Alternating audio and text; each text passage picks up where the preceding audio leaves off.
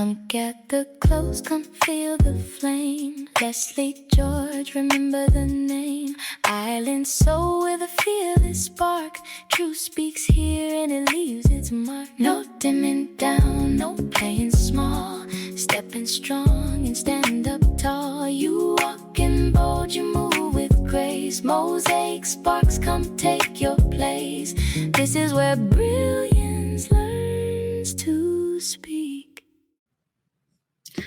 Welcome back, Sparklers. I hope that you had a great week last week and even a better magical Monday. And so, as we know, this is a space for reflection. Will we pause just long enough to notice the magic in life's everyday moments?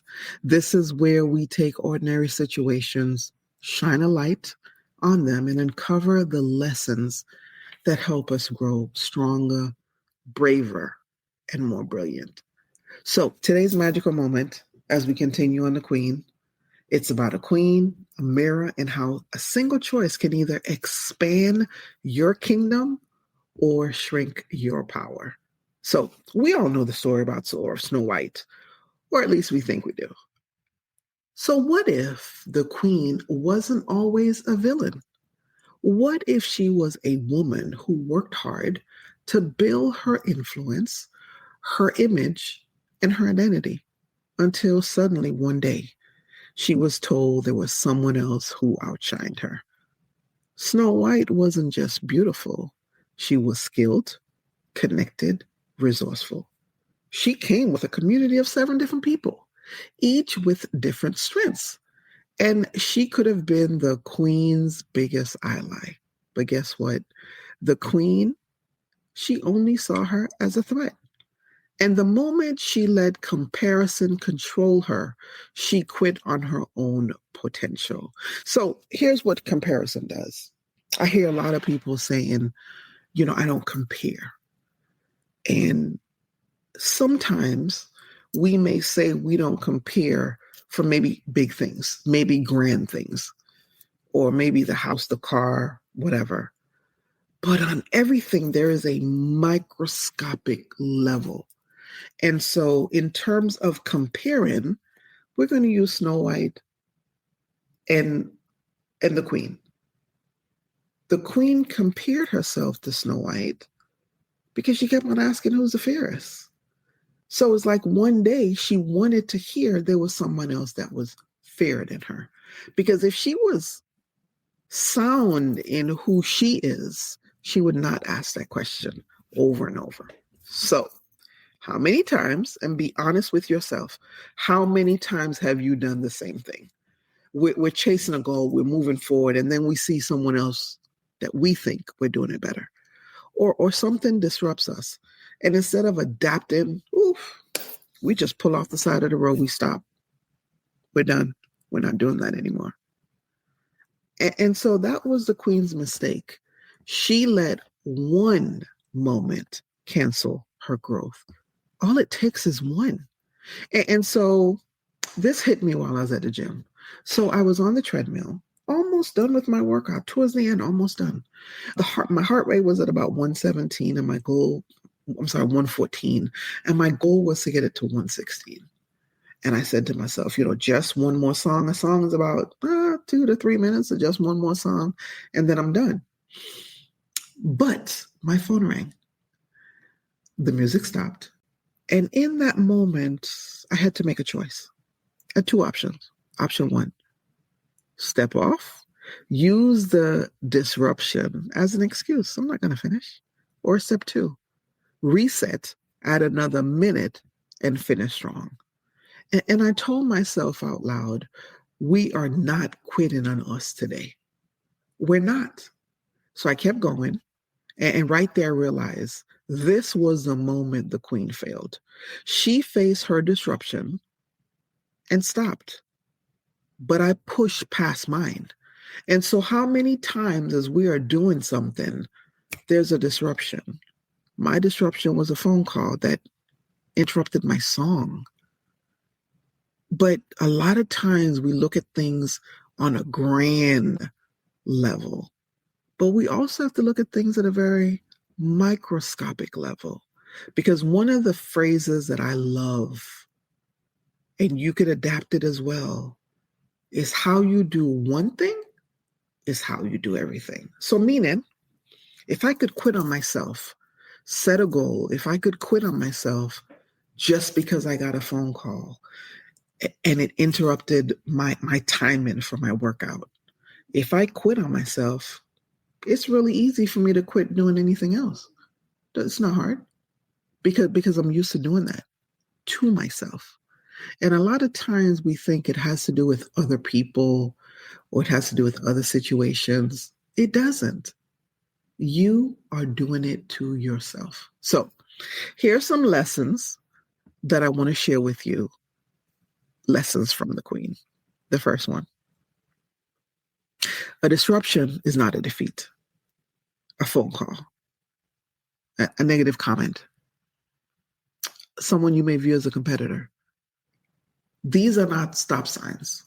They're tests to see if you're going to continue moving forward. These are not signs for you to quit on yourself. Lesson 2: competition can be your classroom. Snow White had skills the Queen didn't. The smart move would have been to learn from her, but instead, she wanted to get rid of her. How many times does that happen? How many times, because of someone's natural gifts, abilities, talents, destiny, purpose, whatever it is you want to call it, you may see that as something that's disturbing your soul, and you don't see that person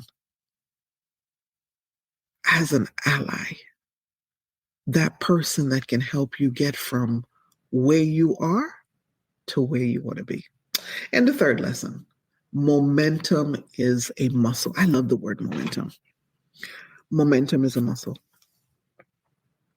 The closer you are to your goal, the louder, guess what? The louder the excuses get, right? Because it's easy. It's going to be easy. So your excuses are there to test you again.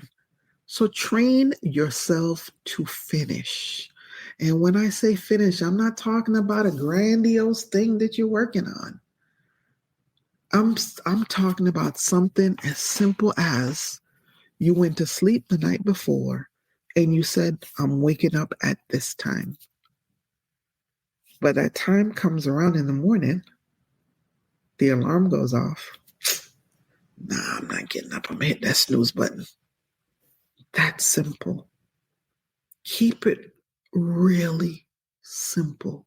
Drill it down. So I'm going to leave a quote with you from Eleanor Roosevelt, who once said, no one can make you feel inferior without your consent. And guess what? The Queen gave her consent. But you have a choice. You don't have to. So let's think back to when you have been, quote unquote, the Queen. When have you let someone else's shine make you dim your own? You can put in the comments or get yourself, if you journal, go ahead and write that down in a journal. Face those things. Face those things that someone else shining, you think that you have to dim your light. Now, for me, I would be perfectly honest and say that the way that I dim my light is I wanted to be liked and accepted. So for me, when I was in a room of people that were shining their light, I felt I had to dim mine because I would interfere with their lights, right? And that might be you as well. And so I thought in order for someone else to rise, I had to lower myself. But I learned that that's not true. And not only that, that can make you sick. So when have you let someone else's shine dim your light?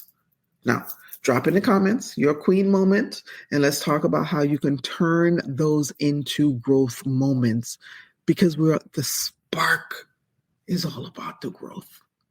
So I'm going to give you a challenge. So this week, when you feel like stopping, and when I say stopping, let's start from first thing in the morning when that alarm goes off. Let's start from when the alarm goes off to when you brush your teeth, when you're taking that shower, whatever you decide that you're going to wear.